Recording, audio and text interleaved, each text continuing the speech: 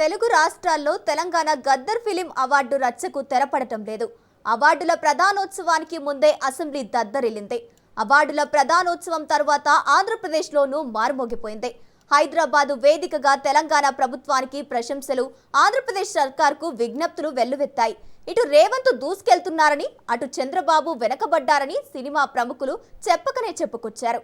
అలాగే సినీ వర్గాల్లోనూ Telangana cinema minister దుమారం రేపుతోంది. మంత్రి కోమటిరెడ్డి వెంకటరెడ్డి లేకుండానే గద్దర్ అవార్డుల ఫంక్షన్ జరిగింది. ఇంతకీ తెలుగు రాష్ట్రాల్లో చిత్ర పరిశ్రమ ఎలా ఉంది? సినిమా ప్రముఖులు ఏం కోరుకుంటున్నారు? చంద్రబాబుకు చిరు చేసిన రిక్వెస్ట్ ఏంటి? ఆర్ నారాయణమూర్తి మాటల్ని బాబు వినేనా? రేవంత్ మెప్పు కోసమే అలా మాట్లాడారా? చిత్రసీమను ఏపీ ప్రభుత్వం నిజంగానే విస్మరిస్తోందా? అసలు గద్దర్ అవార్డ్స్ ఫంక్షన్ హిట్టా ఫట్టా? తెర వెనుక చిత్రంపై ఇవాల్టి స్పెషల్ డిబేట్. ఆయనతో సినిమాటోగ్రఫీ మినిస్టర్, చిత్ర పరిశ్రమ ఆయన కనుసన్నల్లో ఉండాలి. సినీ కార్మికులకు ఏ కష్టం వచ్చినా ఆయనే గుర్తుకు రావాలి. కానీ ఆయనకు తెలియకుండానే అన్నీ జరిగిపోతున్నాయి. గతంలో సినిమా టికెట్ రేట్ల పెంపు అయినా, తాజాగా గద్దర్ అవార్డ్స్ అయినా మినిస్టర్ ప్రమేయం లేకుండానే జరిగిపోతున్నాయి. తెలంగాణ ప్రభుత్వం ప్రతిష్టాత్మకంగా ఇచ్చిన గద్దర్ ఫిలిం అవార్డ్స్ వేడుకల్లో సినిమాటోగ్రఫీ మంత్రి మినిస్టర్ కోమటిరెడ్డి వెంకటరెడ్డి గైహాజరయ్యారు. తెలంగాణ గద్దర్ ఫిలిం అవార్డు కార్యక్రమానికి ఆయన డుమ్మా కొట్టడం పొలిటికల్ సర్కిల్లో అనేక సందేహాలకు తావిస్తోంది. సినిమా మినిస్టర్ సినిమా ప్రోగ్రాంకు ఎందుకు రాలేదు? అసలు ఆయన ఎందుకు డుమ్మా కొట్టారు అనే ప్రశ్నలు సర్వత్రంగా వినిపిస్తున్నాయి. ఇక సినీ పరిశ్రమలు హైదరాబాద్ వేదికగా అమరావతిపై చేసిన కామెంట్లు కూడా దుమారం రేపుతున్నాయి.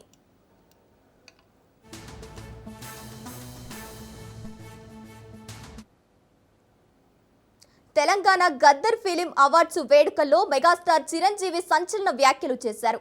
కళాకారులను గౌరవించే రాష్ట్రమే అభివృద్ధి చెందుతుందన్నారు. ఆంధ్రప్రదేశ్ ప్రభుత్వానికి సూచనలు చేశారు చిరంజీవి. తెలుగు రాష్ట్రాల్లో ఒకటి, సినిమాల పట్ల, కళాకారుల పట్ల ప్రోత్సాహం విషయంలో కొంత వెనుకంజలో ఉందనిపిస్తోందన్నారు. కాబట్టి సినిమాలకు దగ్గరగా ఉండే ముఖ్యమంత్రి చంద్రబాబు గారు దీన్ని ప్రేరణగా తీసుకుని మరింత ప్రోత్సాహం ఇవ్వాలని కోరారు చిరంజీవి. ఆ ప్రోత్సాహం వల్ల ప్రభుత్వానికి కూడా మంచి రెవెన్యూ వస్తుందని విన్నవించారు. ఇండియన్ సినిమా అంటే ఈ రోజున హైదరాబాద్, తెలంగాణ గుర్తుకు రావాలన్న ముఖ్య ఉద్దేశంతో మన ముఖ్యమంత్రిగా చేపట్టే బృహత్ కార్యక్రమానికి మనందరం చేదోడుగా ఉంటామని, ఇండస్ట్రీ మీ వైపు ఉంటుందని మనస్ఫూర్తిగా ఈ సందర్భంగా నేను తెలియజేస్తూ, మీరు ఎలాంటి ఆర్డర్స్ ఇచ్చినా సరే శిరసా వహిస్తూ ముందుకు తీసుకువెళ్తామని సందర్భంగా మీకు తెలియజేస్తాను సార్. ఇక్కడ సందర్భం అసందర్భం అని తెలియదు, కానీ మన పక్క రాష్ట్రం అయినటువంటి మనో తెలుగు రాష్ట్రం ఈ కళాకారుల పట్ల, ఈ సినిమాల పట్ల వాళ్ళని ఉత్సాహపరిచే దాని విధానంలో కొంచెం వెనకంజ వేసే ఉందనుకుంటున్నాను. కాబట్టి సినిమా వాళ్ళకి అతి దగ్గరగా ఉన్నటువంటి ముఖ్యమంత్రి గారు నారా చంద్రబాబు నాయుడు గారు, ఆయన కూడా దీన్ని ఇన్స్పిరేషన్గా తీసుకుని మరింత ప్రోత్సహిస్తే కనుక మీరు ఇచ్చే ఉత్సాహంతో ఎంతోమంది యంగ్స్టర్స్ ఈ రోజున మరిన్ని సినిమాలు చేస్తారు. ఆ సినిమా రెవెన్యూ కూడా మనకి కంట్రిబ్యూట్ అవుతుంది మన స్టేట్ ఎకానమీకి. అది కూడా ఒక ఆలోచన పెట్టవలసిందిగా వినమ్రంగా ఈ వేదిక నుంచి వారికి విన్నవించుకుంటున్నాను. ఇక ఆర్ నారాయణమూర్తి సైతం చిరుబాటలోనే అడుగులు వేశారు. చంద్రబాబు గారు, మీకు దండం పెడుతున్నాం, మీరు చాలా పెద్దవారు. ఇక్కడ రేవంత్ రెడ్డి గారు దూసుకెళ్లిపోతున్నారు. ఫిలిం ఇండస్ట్రీ మొత్తాన్ని డెవలప్ చేస్తున్నారు. గద్దర్ పేరిట అవార్డులు ప్రకటిస్తున్నారు. ఆంధ్రప్రదేశ్లో నంది అవార్డ్స్ ఇవ్వండి సార్ అంటూ చెప్పుకొచ్చారు. తెలుగు చలనచిత్ర పరిశ్రమ ఉనికిని గుర్తించి గౌరవించి ఇండస్ట్రీని ఎంకరేజ్ చేయాలని ఆర్ నారాయణమూర్తి అన్నారు. ఇది అసలు నా విజ్ఞప్తి. చంద్రబాబు నాయుడు గారు, మీకు దండం పెడుతున్నాం, చాలా పెద్దవారు మీరు. ఇక్కడ రేవంత్ రెడ్డి గారు దూసుకెళ్ళిపోతున్నాడు. ఫిల్మ్ ఇండస్ట్రీని మొత్తం డెవలప్ చేసుకుంటూ, నంది అవార్డుని ప్రకటించుకుంటూ, గద్దర్ పేరిట ఆంధ్రప్రదేశ్లో కూడా ఆంధ్ర రాష్ట్ర ప్రభుత్వం ఉనికిని, తెలుగు చలనచిత్ర పరిశ్రమ ఉనికిని గుర్తించి గౌరవించి మీరు కూడా దయించి నంది అవార్డ్స్ ఇవ్వండి సార్, ఇండస్ట్రీని ఎంకరేజ్ చేయండి సార్, మీ దండం పెడతాం సార్. థ్యాంక్స్ అండి. Telangana Gaddar film award function ప్రారంభానికి ముందే అసెంబ్లీ వేదికగా గద్దర్ అవార్డ్స్ ఖద్దర్ అవార్డ్స్గా మారిపోతున్నాయని BRS MLA Palla Rajeshwar Reddy hot comments చేశారు. తెలంగాణ కళాకారులకు తీరని అన్యాయం జరిగిందని ఆయన ఆవేదన వ్యక్తం చేశారు. మిట్టపల్లి సురేందర్కు అవార్డు ఇవ్వకపోవడంపై ప్రశ్నలు పల్లా రాజేశ్వర్ రెడ్డి ప్రశ్నించారు. ఆ పాట కూడా ఏముందంటే, రాజ్యమేదు లేదు కానీ రాణిలాగా చూసుకుంటా, కోట కట్టలేను కానీ కళ్ళల్లో నిన్నే దాచుకుంటా అని చెప్పేసి మన ఉద్యమకారుడు, తెలంగాణ ఉద్యమకారుడు, మాజీ ఇంతకుముందు వామపక్షవాది, దళితవాది బ్రహ్మాండమైన రాస్తే ఇదే 4 లైన్లతో నా సినిమా హిట్ అయింది అధ్యక్ష. సినిమా హిట్ అయితే సినిమాలో ఉండే 5గురికి ఇస్తారు, ఆంధ్ర వాళ్ళకి ఇస్తారు. తెలంగాణ బిడ్డలైన హీరో కానీ ఆ మిట్టపల్లి సురేందర్ అని చెప్పేసి వారికి కూడా తెలుసు, ముఖ్యమంత్రి గారికి కూడా తెలుసు. ఏం జరిగిందంటే అధ్యక్ష, ఆయనే జనగామ వచ్చేటప్పుడు మా వరంగల్ బిడ్డ, వెలిశాల బిడ్డ, ఆయనకు వస్తున్నప్పుడు జనగామ ఏమైనా ఎలక్షన్ టైం వస్తే రారా అంటే, మా అన్న అని చెప్పేసి అంటే వచ్చిండు.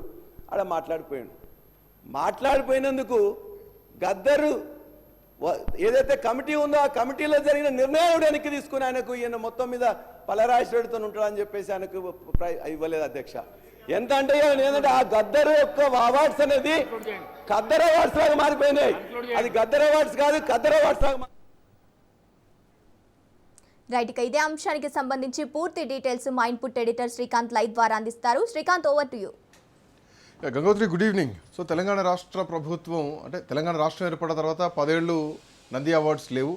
ఆ తర్వాత కాంగ్రెస్ పార్టీ అధికారంలోకి వచ్చిన తర్వాత యుద్ధ నౌక గద్దర్ పేరు మీద తెలుగు ఫిల్మ్ అవార్డ్స్ని గత సంవత్సరం ఇచ్చింది, ఈ సంవత్సరం కూడా ఇచ్చింది. సో ప్రతి ఉగాదికి కళాకారులను గుర్తించాలి, గౌరవించాలన్నటువంటి ఒక సదుద్దేశంతో ప్రభుత్వం కళాకారులను ఎంకరేజ్ చేస్తుంది. సో ఇట్లాంటి క్రమంలోనే ఈ అవార్డ్ ఫంక్షన్ మొదలు కాకముందు నుంచే గద్దర్ అవార్డ్స్ పైన చాలా విమర్శలు వచ్చాయి. ఇది మళ్ళీ తెలంగాణ కళాకారులను అవమానిస్తున్నారు, తెలంగాణలో హిట్ అయినటువంటి సినిమా హీరోలకు, హిట్ సాంగ్ రాసినటువంటి ఆ రైటర్లకు అవార్డ్స్ ప్రదానం చేయట్లేదు, ఇందులో కూడా మళ్ళీ పార్టీల వైపు చూస్తున్నారు, పార్టీ ప్రతినిధులాగా చూస్తున్నారు అని చెప్పేసి అసెంబ్లీలో ఈ అంశం దద్దరిల్లింది. ఇది గద్దర్ అవార్డ్స్ కాదు, ఖద్దర్ అవార్డ్స్. ఇందులో కూడా మళ్ళీ ఆంధ్రప్రదేశ్ చెందినటువంటి ఆ కళాకారులకు ఇస్తున్నారు, తెలంగాణ కళాకారులకు అన్యాయం జరుగుతుందన్నటువంటి కామెంట్ ఒకవైపు నడుస్తుండగానే ఇందులో ఇంకొక అంశం, కోమటిరెడ్డి వెంకటరెడ్డి సినిమాటోగ్రఫీ శాఖ మంత్రిగా ఉన్నారు, ఆయన దీనికి దూరంగా ఉన్నారు. గతంలో కూడా ఆయన ఇండస్ట్రీ పైన కామెంట్ చేశారు, వాటి గురించి నాకు తెలియదు, జీవోలు నా దగ్గర రాకుండానే అవి అమలైపోతున్నాయి, టికెట్లు రేట్లు పెంచే విషయం కూడా నాకు తెలియదు, ఎక్కడ జరుగుతుందో కూడా నాకు తెలియదు అని చెప్పేసి ఆయన సినిమా పరిశ్రమకు చెందినటువంటి మంత్రి అయినా కానీ దానికి సంబంధం లేకుండా ఆయన మాట్లాడినటువంటి తీరు. ఇక ఆ తర్వాత నిన్న ఫంక్షన్లో కూడా ఆయన ఎక్కడ కనిపించలేదు, దానికి సంబంధించి ఎందుకు రాలేదనే దానిపైన ఇప్పటికీ క్లారిటీ లేనటువంటి అంశం.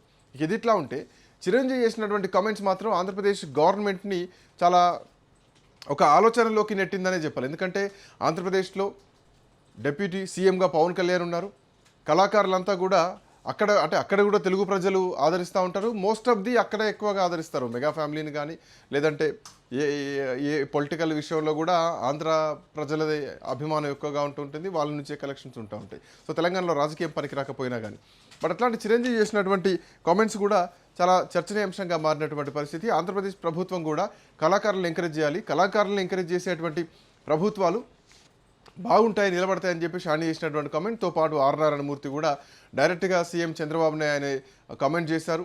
చంద్రబాబు నాయుడు గారు, మీకు సూచన చేస్తున్నాం, మీరు అక్కడ అవార్డులు పెట్టండి, మళ్ళీ నంది అవార్డులు ఇవ్వండి అంటూ ఆయన చేసినటువంటి కామెంట్స్ మొత్తం కూడా ఇప్పుడు ఆంధ్రప్రదేశ్ ప్రభుత్వం ఆఫ్కోర్స్ నిన్న కూడా భాషా సాంస్కృతిక శాఖ నుంచి కళాకారులని ప్రశంసించారు, ముఖ్యమంత్రి నేరుగా వాళ్ళకు సన్మానం చేశారు, వాళ్ళకు ప్రశంసలు చేశారు. బట్ సినిమా విషయానికి వస్తే సినిమా రంగంలో కళాకారుల విషయం ఏంటి, ఎందుకు ఎంకరేజ్ చేయరు ఆంధ్రప్రదేశ్ ప్రభుత్వం? ఇటు తెలంగాణలో ఒక రకమైనటువంటి విమర్శ, ఆంధ్రప్రదేశ్లో ఒక రకమైనటువంటి విమర్శ నడుస్తుంది. నిన్న తెలుగు చిత్ర పరిశ్రమకు సంబంధించి చాలా కాలం నుంచి ఇటు తెలంగాణలో కూడా అదే రకంగా విమర్శలు వినిపించాయి. మొదటి నుంచి ముఖ్యమంత్రిని ఎవరు శుభాకాంక్షలు చెప్పలేదు, ముఖ్యమంత్రి పేర్లు మర్చిపోయారు అన్నటువంటి వివాదాలు ఉన్నాయి. అటు ఆంధ్రప్రదేశ్లో కూడా ముఖ్యమంత్రిగా బాధ్యతలు చేపట్టిన తర్వాత ఎవరు కూడా వెళ్ళి కలవలేదు, ముఖ్యమంత్రులు కలవాలన్నది కూడా తెలియదా అన్నటువంటి కామెంట్లు వచ్చాయి. ఆ తర్వాతనే సినీ పెద్దలంతా కూడా ఆంధ్రప్రదేశ్కి వెళ్ళడం జరిగింది, డిప్యూటీ సీఎంని ఫస్ట్ కలవడం జరిగింది, ఆ తర్వాత ముఖ్యమంత్రితో కలవడం జరిగింది.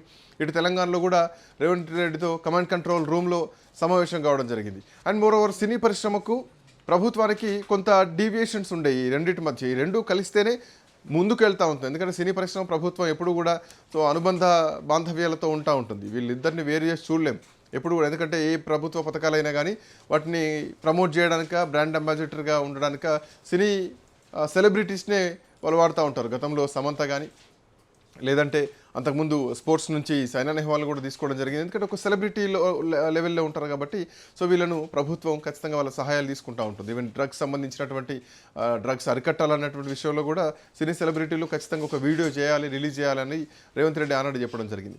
రైట్. సో ఏంటి డీవియేషన్స్ ఎట్లా ఉన్నాయి?